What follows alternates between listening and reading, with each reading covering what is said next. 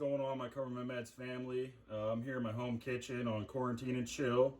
I wanted to give you guys a little video on how to reverse sear a bone-in ribeye or a tomahawk steak. I already got it all seasoned up. Went ahead and used the Private Selection 5 salt, 5 pepper blend. Just to give you a little shout out, super good. So for those of you that don't know, a reverse sear is kind of the opposite of what everyone's used to. You throw it in the oven first at a really low controlled temperature. I'm going to go 275 for about an hour. And what it does is keeps the doneness very consistent. So I'm going to show you that step. I'm going to take the ribeye, put on this little roasting rack here, and we're going to throw it in the oven and just let it do its thing for a while. You're going to need a meat thermometer, and depending on how you like your steak, I like mine medium rare, so I'm going to take it out about 115 degrees and then sear it in a cast iron skillet after that, but I'll show you that later.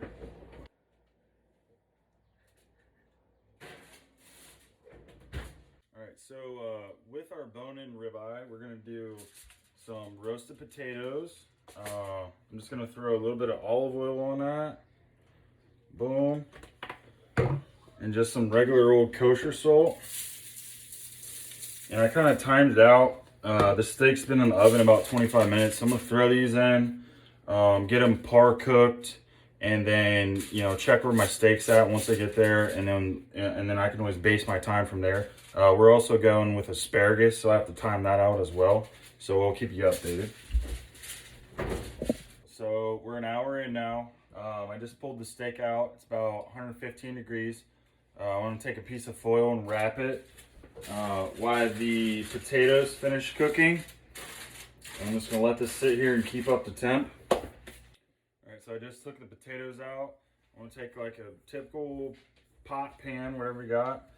Smash these potatoes down a little bit. And then what you're going to do is you're going to throw them back in the oven for like another 10 minutes. They'll get like super crispy.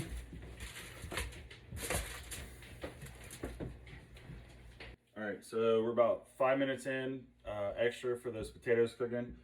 I just put the asparagus on the sheet tray. I'm going to throw them in again. When I threw the potatoes in, I turned the oven up to about 450 just to get a little crisp on it. Alright guys, we're coming to the final step of the reverse sear process. I got a cast iron skillet blazing hot right now. I'm going to just add a little bit of oil. My steak's been resting for about 10 minutes while the veggies and potatoes sit. So I'm going to start with the fat cap. And you hear that sizzle, that's how you know it's nice and hot. And then so after this fat cap gets rendered down a little bit, you'll see some browning on it. And then we're going to go ahead and do all the other sides and then let it sit for a second, and then we'll be ready to plate. Alright, so we're a couple minutes into our searing process. We're getting that nice dark caramelized color. So I'm on my last side now. I'm going to take a nice little pat of butter, throw that in the pan. Got some herbs, thyme, rosemary, sage. I'm going to throw that in there. Get them nice and fried up. Alright, so now what I've done is I've set the herbs on top of the steak. Got all that butter in there. I'm going to tilt my pan a little bit, and I'm going to start spooning butter on it. At this point, your pan is so hot, you should have brown butter, which gives you that nutty flavor, which really complements the meat.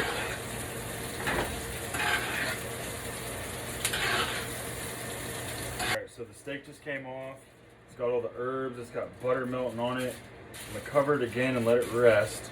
Still got my pan going. So what I'm going to do now, I have all these juices with butter and herbs in it. I'll take a little bit of red wine. You don't need anything expensive or anything crazy. Just a little bit. Throw that in there. Now, that's deglazing the pan, okay? Give that a little stir.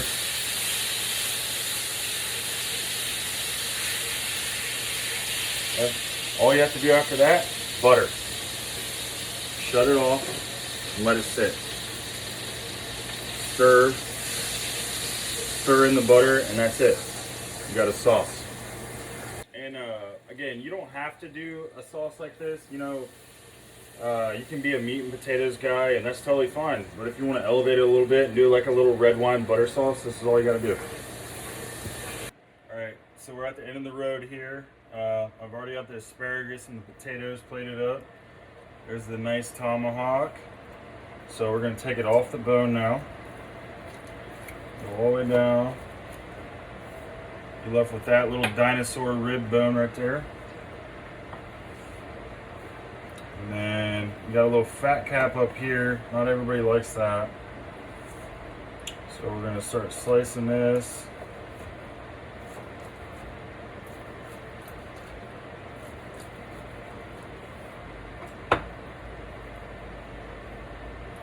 That's what we got right there. A nice medium rare. So we're going to plate it up.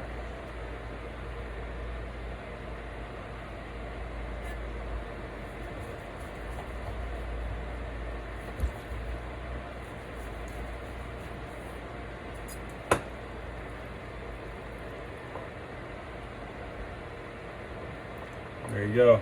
Nice ribeye dinner. So here we are after dinner. It was delicious. Everything is gone except this bone right here. And if you have a 150-pound dog like I do, this is a little snack.